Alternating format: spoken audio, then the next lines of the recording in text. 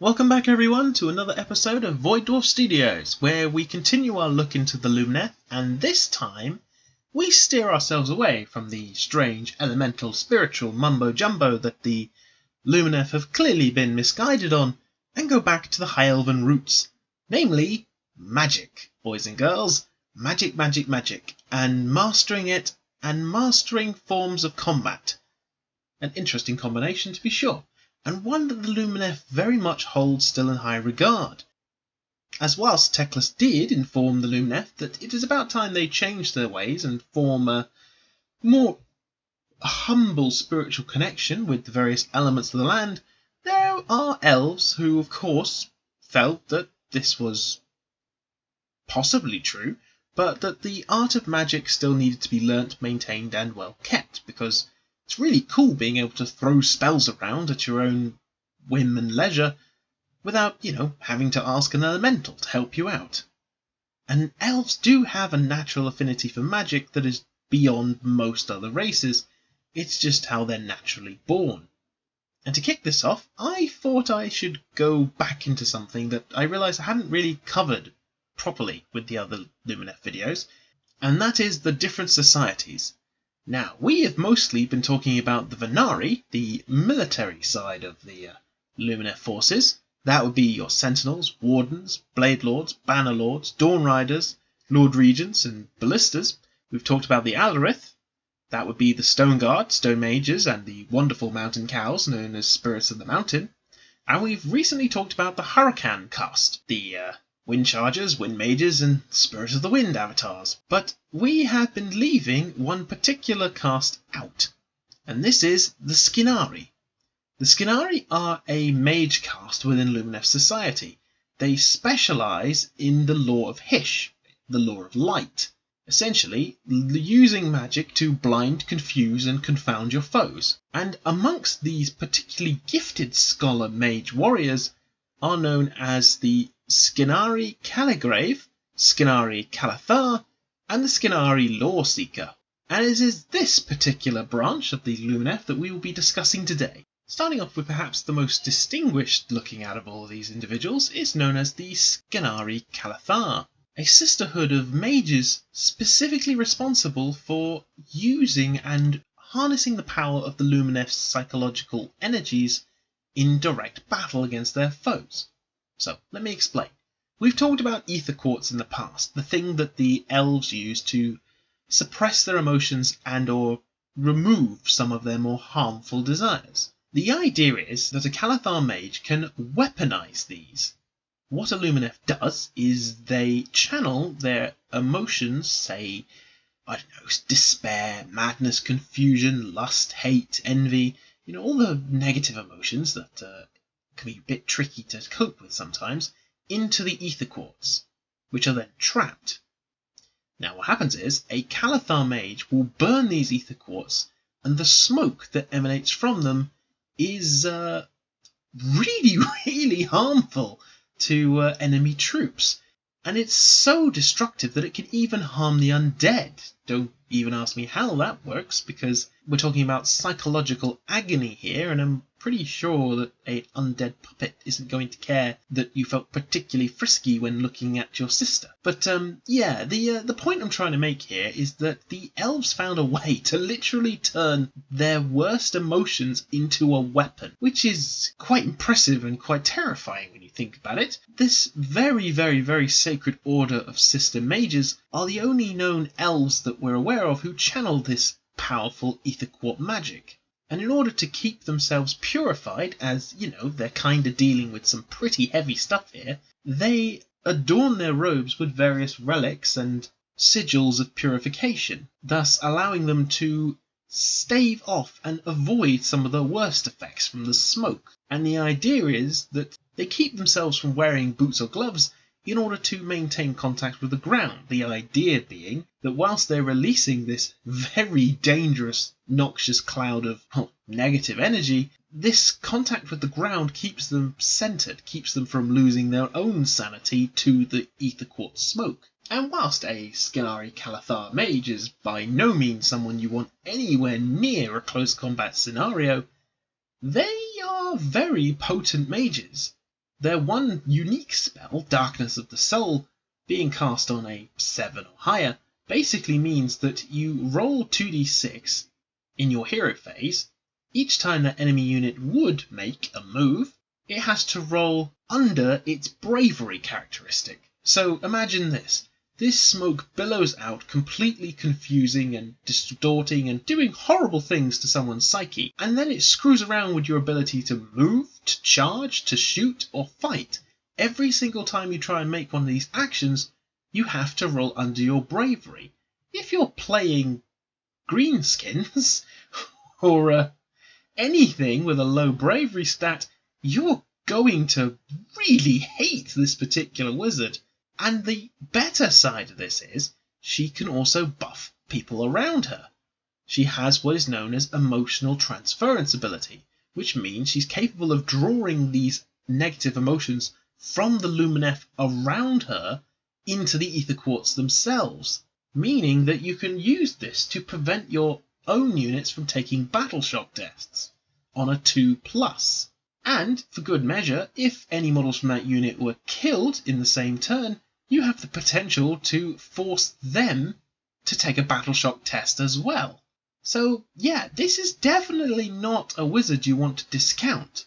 True, she is very frail with only a 5+ save, 5 wounds, and she only has a single attack, which, though it wounds on a 2+, is hitting on a 4 and no rend, D3 damage, but, it's a single attack, and you want to keep her as far away from the fighting as possible and make her able to completely ignore battle shock tests for your units, whilst screwing the heck over any poor unfortunate soul trying to, fight off the literal demons coming out from the Lumineth's minds. And elves can be really creepy and creative when they want to be. Just ask Marathi. Our next intrepid wizard, or mage, depending on how you're feeling at the time, is somewhat of a artiste in their own right.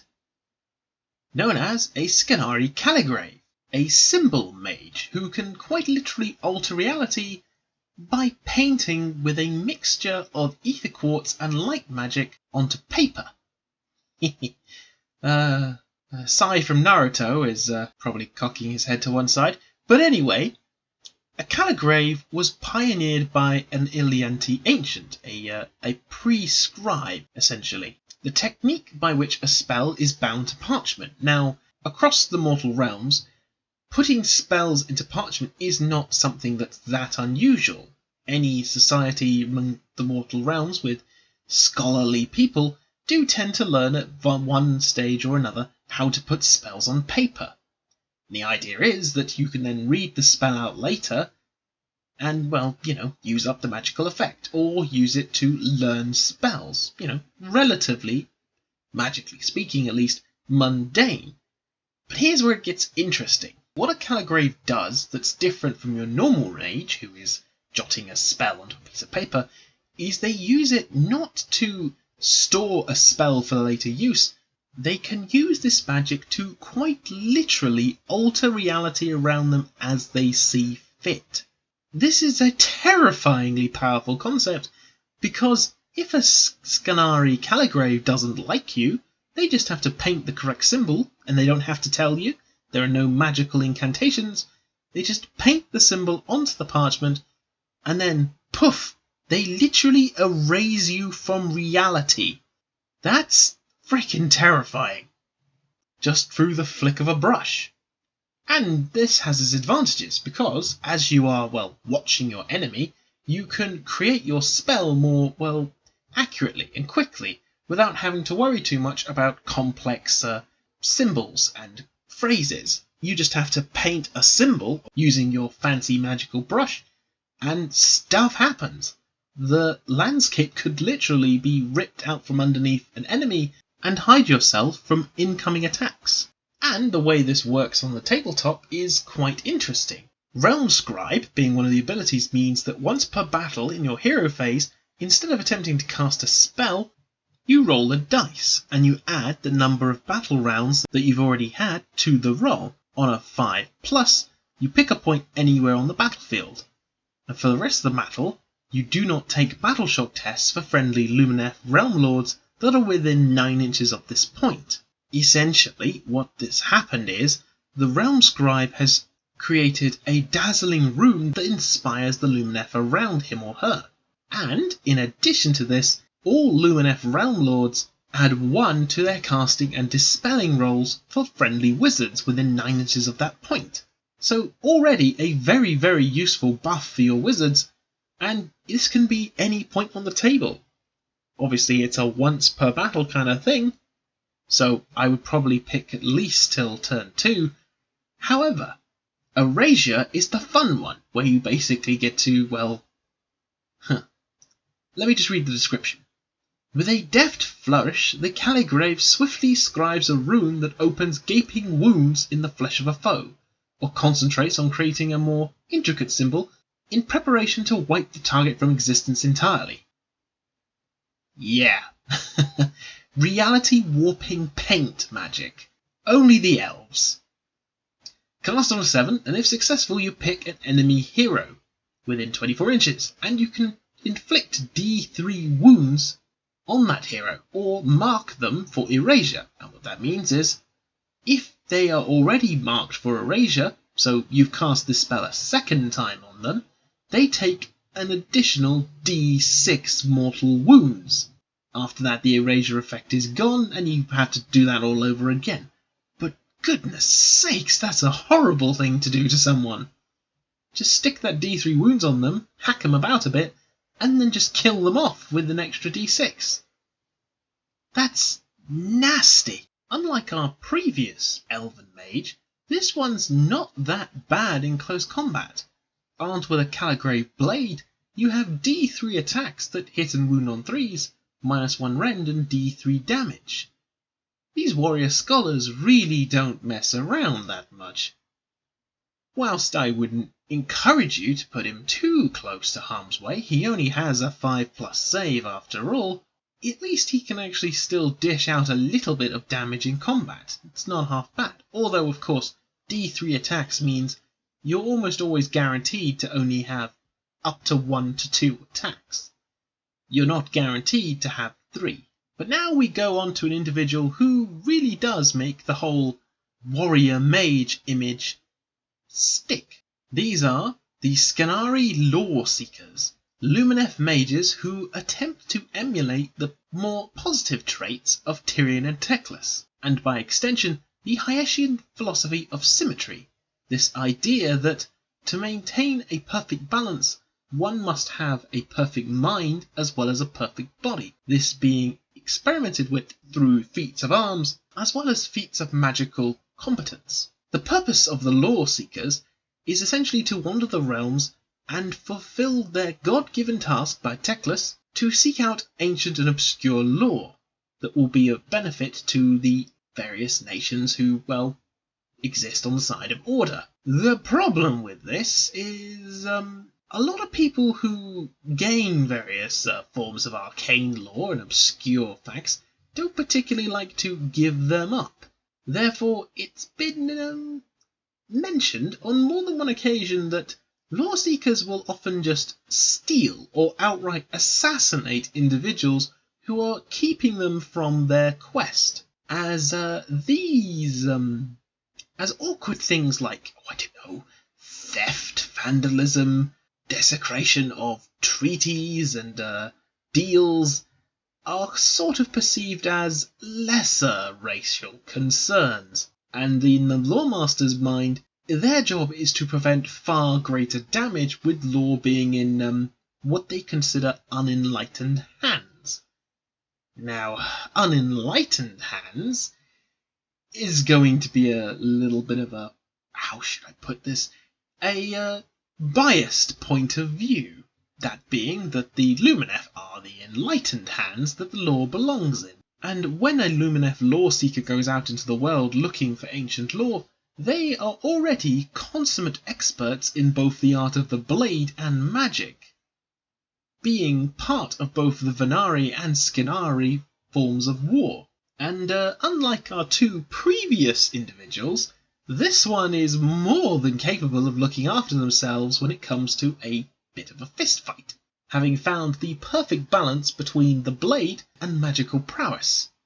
With a very respectable 8 bravery, 4 up save and 6 wounds, they're going to survive a decent amount of incoming shots and random magical escapades.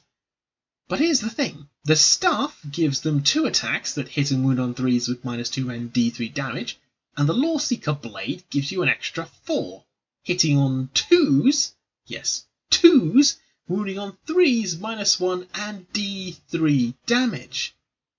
A Scinari Lawseeker by themselves on a good roll is capable of murdering characters in a single round of fighting. These are not wizards that you can just stamp on with ease. And with the ability Lawseeker, it means that this elf is specifically looking to bring an enemy to battle in order to, well, get the relic or object or item or whatever it is they came across. The way this works in game is that if an enemy character bears an artifact of power and is killed within 3 inches of any friendly unit with the Lawseeker ability, so near your Scinari Lawseeker, you get a command point, which is, that's actually quite handy, particularly in a pinch when you need that extra command point. Lone Agent means that you get to add 1 to saving rolls for attacks that target this model if it's more than 9 inches away from an enemy from a friendly unit. This really encourages you to, well, set up this Lawseeker away from your army. And you can do this by choosing to keep it in reserve as part of the Lone Agent ability. And you can set this individual up at the start of the first battle round in your first turn, 3 inches away from an enemy unit not in your territory, and 6 inches from an objective. Yeah! This guided missile of an elven sword mage is a complete pain in the rear. And whilst no fancy individual spell, it only knows the basic Arcane Bolt and Mystic Shield, it is of course a wizard, which means you have another elven individual messing around with your magic phase. If you are playing Lumineth and not completely and utterly dominating the magic phase, then either you're playing against the lizard men with Lord Croak at the helm, or Slaanesh is laughing in your face. I hope you've enjoyed our look into the Lumineth today. Please put a little like and subscribe down below. Thank you very much for my new subscribers. Thank you so much for joining the channel. Check out the Patreon page if you have the time and the inclination, as it really helps me get stuff together, as I've managed to buy a couple table mats which will be going towards future games, which I look forward to filming and showing everyone. And until next time, take care everyone.